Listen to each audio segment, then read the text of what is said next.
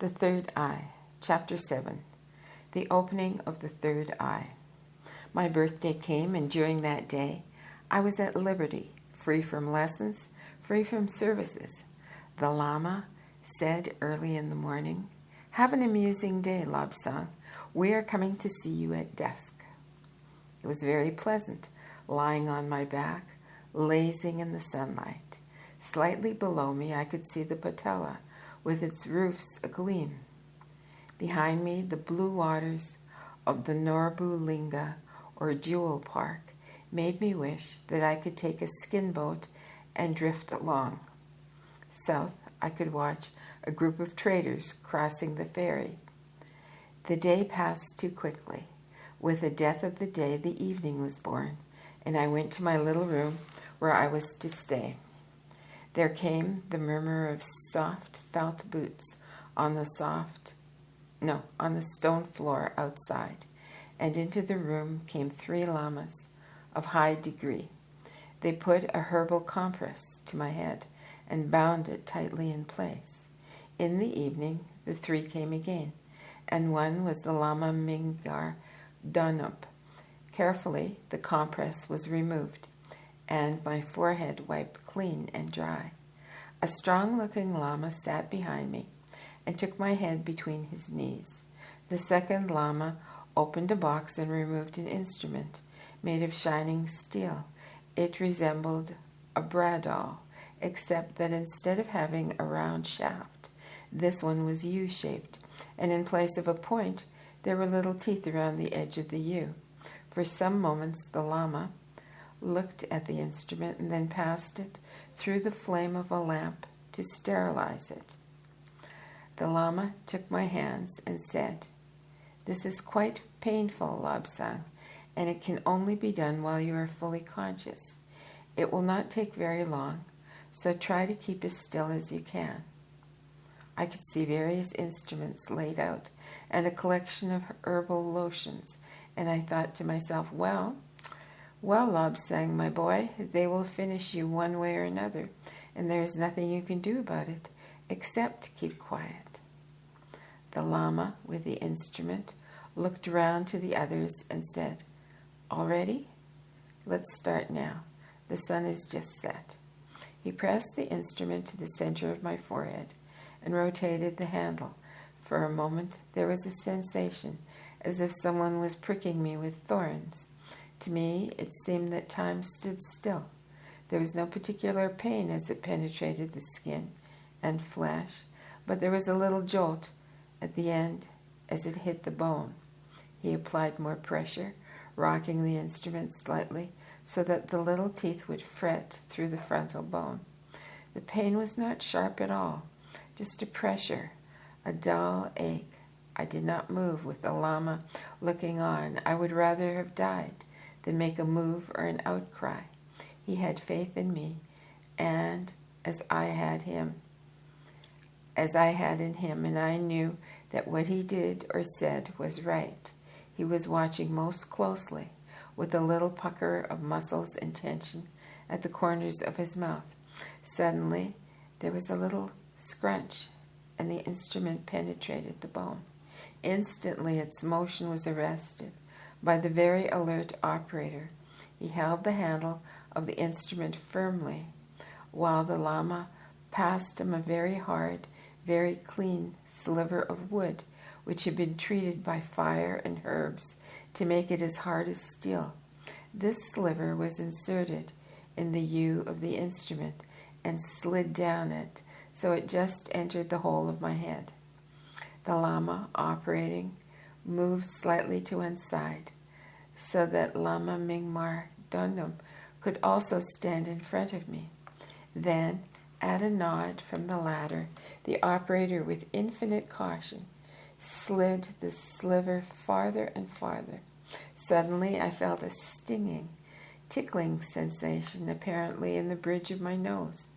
It subsided, and I became aware of subtle scents, which I could not identify. That too passed away and was replaced by a feeling as if I was pushing or being pushed against a resilient veil. Suddenly, there was a blinding flash, And at that instant, Lama Mingyar Donop said, "Stop." And for a moment, the pain was intense, like a searing white flame. It diminished, died, and was replaced by spirals of color, globules of incandescent smoke. The metal instrument was carefully removed. The sliver of wood remained. It would stay in place for 2 or 3 weeks, and until it was removed, I would have to stay in this little room, almost in darkness. No one would see me except for these 3 lamas who would continue my instruction day by day. Until the sliver was removed, I would only have the barest necessities to eat and drink. As the projecting sliver was being bound in place so that it would not move, the Lama turned to me and said, "You are now one of us, Lobsang. For the rest of your life, you will see people as they are and not as they pretend to be." It was a very strange experience to see these men apparently enveloped in a golden flame. Not until later did I realize that their auras were golden because of the pure life they led, and that most people would look very different indeed. As my newfound sense developed under the skillful ministrations of the lamas, I was able to observe that there were other emanations extending beyond the innermost aura. In time, I was able to determine the state of a person's health by the color and intensity of the aura. I was also able to know when they were speaking the truth or otherwise by the way the colors fluctuated. But it was not only the human body which was the subject of my clairvoyance.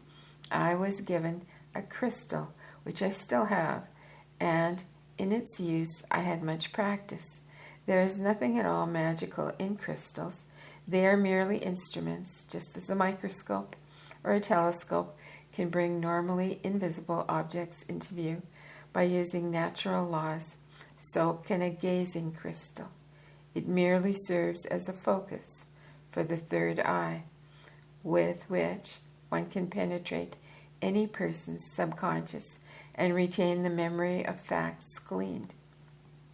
The crystal must be suited to the individual user. Some persons work best with a rock crystal.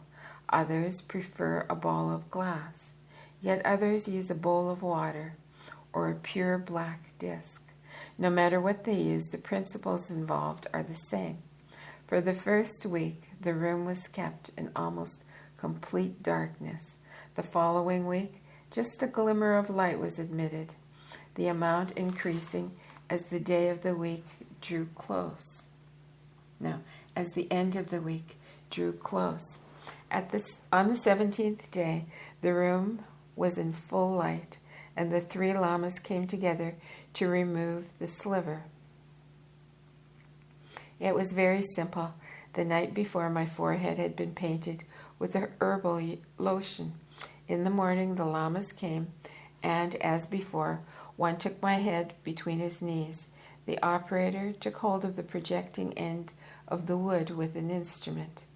There was a sudden, sharp jerk, and that was all there was to it. The sliver was out.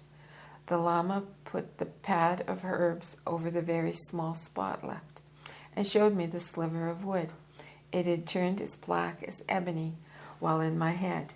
The operator lama turned to a little brazier and placed the wood upon it, together with some incense of various kinds. As the combined smoke wafted to the ceiling, so was the first stage of my initiation completed. That night I fell asleep with my head in a whirl. What would Sue look like now that I saw things differently? Father, mother, how would they appear? But there was no answer to such questions yet.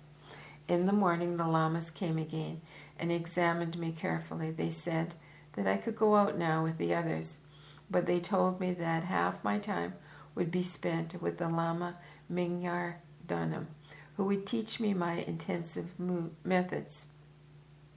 The other half of my time would be spent attending classes and services not so much for the educational side, but to give me a balanced outlook by mixing. A little later, I would be taught by hypnotic methods as well. For the moment, I was mainly interested in food. For the past 18 days, I had been kept on a very small allowance, and now I intended to make up for it. Out of the door I hurried, intent only on that thought. Approaching me was a figure smothered in blue smoke, shot through with flecks of angry red.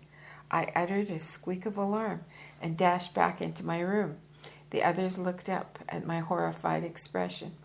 "There's a man on fire in the corridor," I said. The Lama Mingmar Dunham hurried out and came back smiling. "Lobsang, that is a cleaner in a temper. His aura is smoky blue, as he is not evolved, and the specks of red are the temper impulses showing. Now you can again go in search of that food that you want so much." It was fascinating meeting the boys I knew so well, yet had not known at all.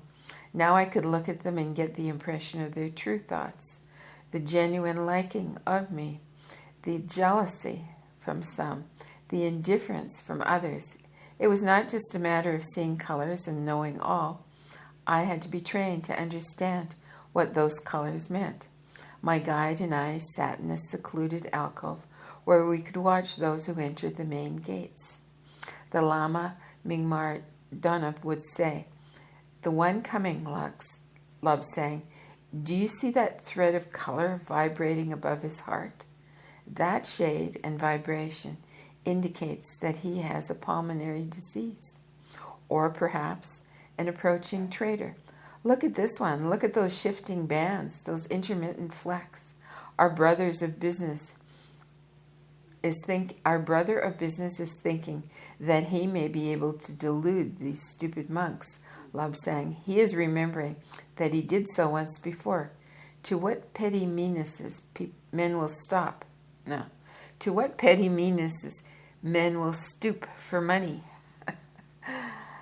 As an aged monk approached, the Lama said, "Watch this one carefully, Lobsang. Here is a truly holy man, but one who believes in the literal, word-for-word accuracy of our scriptures. You observe those discolorations in the yellow of the nimbus? It indicates that he has not yet evolved far enough to reason for himself." So it went on day after day, particularly with the sick, that we used the power of the third eye. For those who were sick in the flesh or sick in the spirit, one evening the Lama said, Later we shall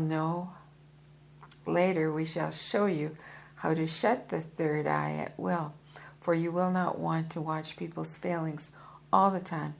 It would be an intolerable burden. For the moment, use it all the time, as you do your physical eyes.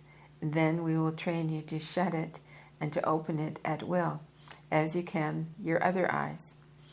Many years ago, according to our legends, all men and women could use the third eye. In those days, the gods walked upon the earth and mixed with men.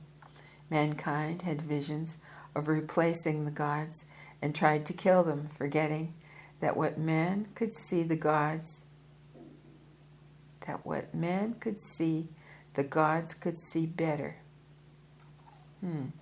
As a punishment, the third eye of man was closed. Throughout the ages, a few people have been born with the ability to see clairvoyantly. Those who have it naturally have its power increased 1,000-fold by appropriate treatment, as I had. As a special talent, it had to be treated with care and respect. The Lord Abbot sent for me one day and said, "My son, you now have this ability, an ability denied to most. Use it only for good, never for self-gain. As you wander in other countries, you will meet those who would have you behave as a conjurer in fair. Prove us this, prove us that, they will say. But I say, my son, that this must not be. The talent is to enable you to help others, not to enrich yourself.